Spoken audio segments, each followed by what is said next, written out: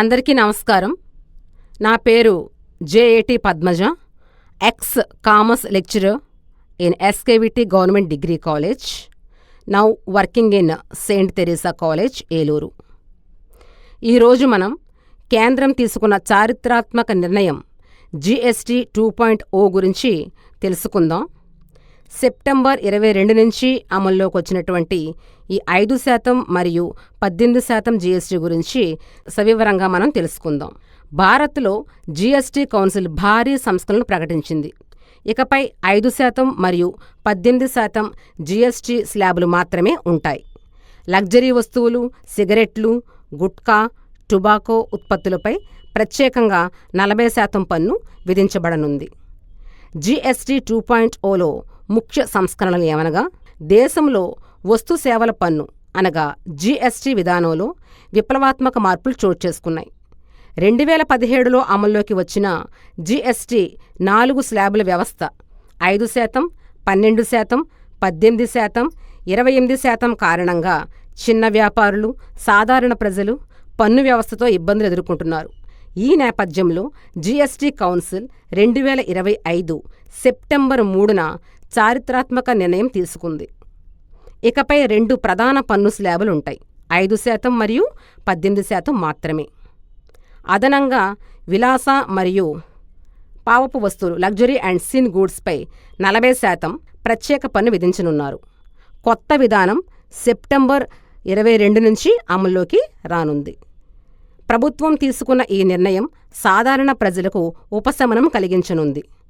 ఆరోగ్య బీమా, జీవిత బీమా, ఫ్యామిలీ ఫ్లోటర్ పాలసీలు, యాంటీ క్యాన్సర్ మందులు, థర్మామీటర్లు, గ్లూకోమీటర్లు వంటి మెడికల్ ఉత్పత్తులపై పన్ను పూర్తిగా రద్దు చేశారు. నిత్యావసర వస్తువులైనటువంటి పాలు, పాల ఉత్పత్తులు, కూరగాయలు, బియ్యం, సబ్బులు, షాంపూలు, టాయిలెట్రీస్ వంటి వాటిపై 5% స్లాబులోకి వస్తాయి. టెలివిజన్లు, ఎయిర్ కండిషన్లు, ఫ్రిడ్జ్లు, చిన్న కార్లు, పెట్రోల్ 1200 cc వరకు, డీజిల్ 1500 cc వరకు, 350 cc లోపు బైకులు 18% స్లాబ్లోకి వస్తాయి. ప్రత్యేక 40% స్లాబు, వాటి వివరాలు: సిగరెట్లు, బీడీలు, గుట్కా, పాన్ మసాలా, ఇతర పొగాకుత్పత్తులు, చక్కెర కలిగిన కార్బోనేటెడ్ డ్రింక్స్, ఫ్లేవర్డ్ బేవరేజెస్, పెద్ద కార్లు, 350 cc పైగా బైకులు, ప్రైవేట్ హెలికాప్టర్లు, యాట్స్ వంటి వస్తువులపై 40% ప్రత్యేక పన్ను విధించనున్నారు. ఇంతకుముందు వీటిపై 28% ప్లస్ సెస్ అమల్లో ఉండేవి. కొత్త విధానం ద్వారా దీన్ని ఒకే 40% స్లాబులోకి తీసుకొచ్చారు. రైతులకు ఊరట, విద్యకు ప్రోత్సాహం.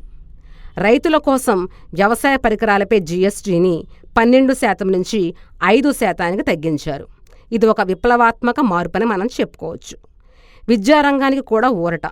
నోట్బుక్స్, ఎరేజర్లు, పెన్సిల్స్, క్రేయాన్స్ వంటి విద్యా సామాగ్రిపై పన్ను 12% నుంచి ఏకంగా 5% తగ్గించారు.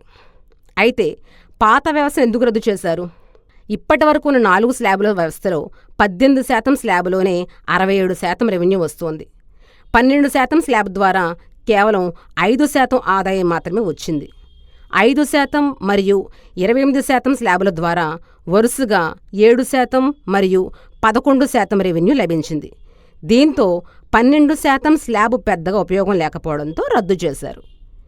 28% స్లాబును తొలగించి తయారీదారులను ధరలు తగ్గించేలా ప్రోత్సహించేందుకు 18%లో కలిపేశారు. ప్రధాని నరేంద్ర మోడీ స్పందిస్తూ, స్వాతంత్ర దినోత్సవ ప్రసంగంలో నేను చెప్పినట్లుగానే నవతరపు జీఎస్టీ సంస్కరణలు, న్యూ జనరేషన్ జీఎస్టీ రిఫార్మ్స్ ఇప్పుడు అమల్లోకి వచ్చాయని అన్నారు.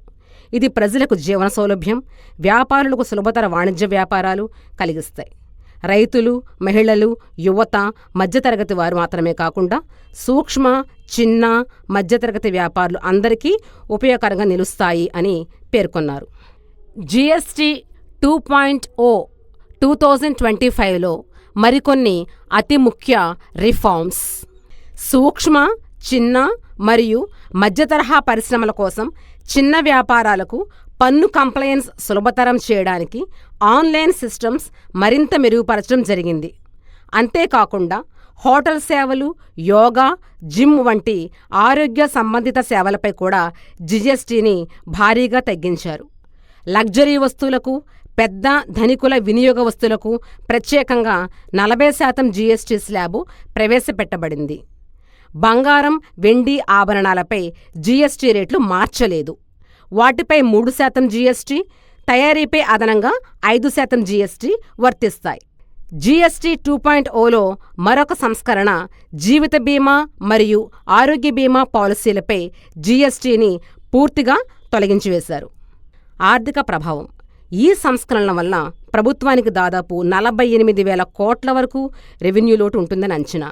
కానీ ప్రజల చేతిలో ఎక్కువ డబ్బు మిగలడం ద్వారా వినియోగం పెరిగి ఆర్థిక వ్యవస్థ బలపడుతుందని ప్రభుత్వం విశ్వసిస్తోంది.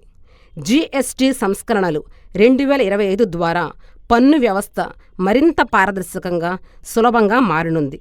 సాధారణ వస్తువులు మరింత చౌక అవుతాయి. లగ్జరీ, సిన్ గూడ్స్పై మాత్రం కఠిన పన్నులు అమలవుతాయి. Thank you.